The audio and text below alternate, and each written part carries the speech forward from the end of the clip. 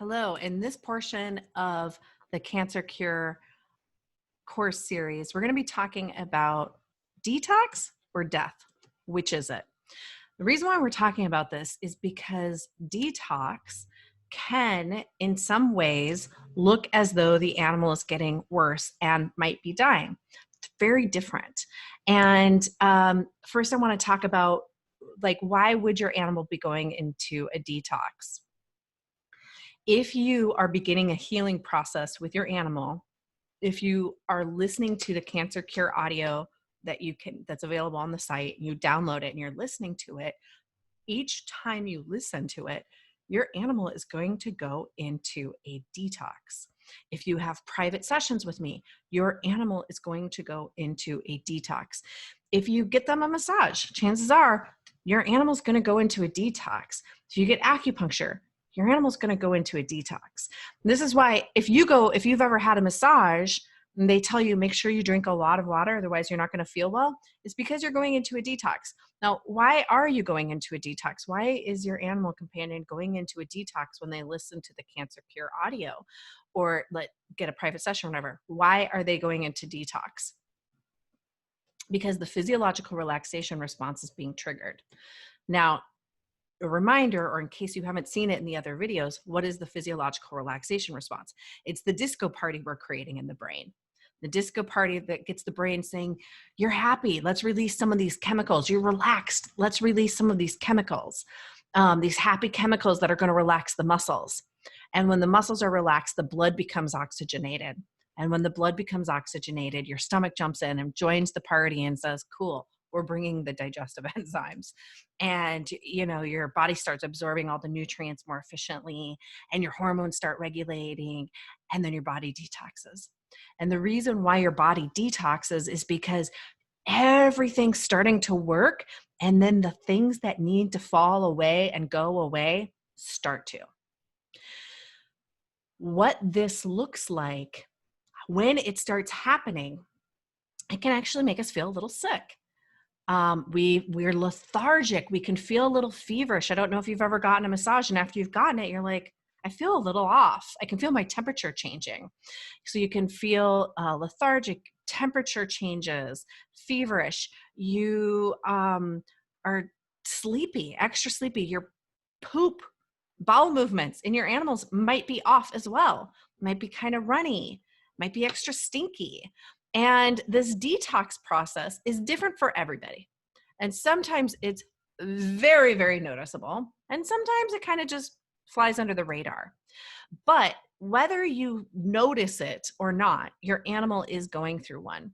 But I want to talk about the detoxes that are very noticeable. And before I do that, let me just say, detoxes, a typical detox period is 24 hours. Some animals go through it really quickly.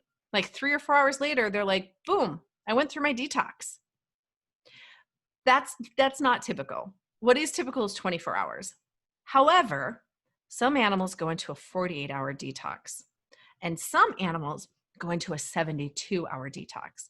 Now, that is also not typical, but it does happen. And when the detox is really noticeable, they're off, they feel feverish, they're lethargic, their poop is off, they're not really moving around. It can almost look like they're getting ready to transition, like they're getting ready to go. And it can be scary, especially if you are jumping in sort of late in the game with your animal, or like they've progressed, their cancer's pretty aggressive, and every day is a new day. Every day is a different day. You're just kind of, being present and knowing that things could change quickly at any moment. So if they then go into a really deep detox, it can be like, oh my God, are they transitioning? Or is this detox? I don't know.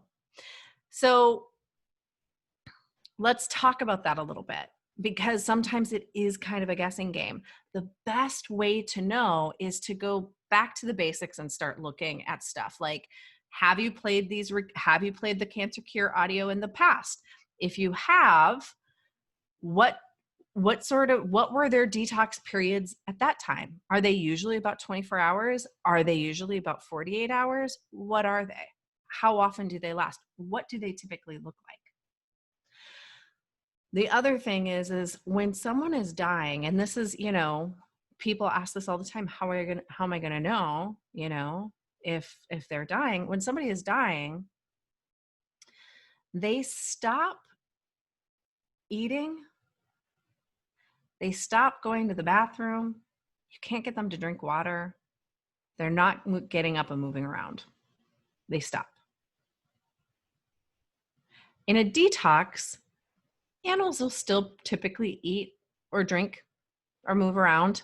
They might feel off. They might not feel good, but they will still participate in those things. When someone is getting ready to let go, they don't. And so many people come to me and ask me, how will I know? How will I know when my animal is ready to go? How will I know when they're ready to die? What if I don't know? How will I know? You will know, because they go back to the basics. Are they eating? Are they drinking? Are they going to the bathroom? Are they moving?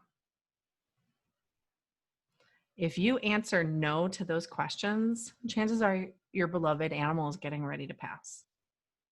It's almost impossible to get an animal who is ready to leave this world to eat or drink. They will refuse it. And looking at those basic signs really can help you make decisions going forward. Really can help you get clear on where the animal is.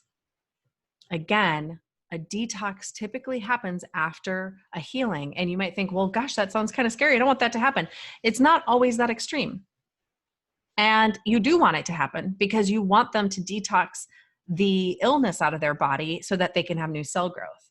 It's just when someone is so sick, it can make you go, is this detox or is this death? Now, that doesn't always happen. It's just when we're kind of in these final moments. And also, sometimes people are like, how am I going to know when they're ready to die? When they're ready to die, they shut down completely. They refuse food and water, and they don't move, and they're not going to the bathroom. They're ready to go. This is a really hard topic. It's not easy. It's not fun. What I recommend is, if you are in this situation or if you're in this position, reach out. Having someone ask you these questions is sometimes easier than asking them yourself. Or reach out to a friend, or reach out to your vet, but reach out to someone outside of yourself. It's way easier to answer these questions when someone else is asking them. And that is all.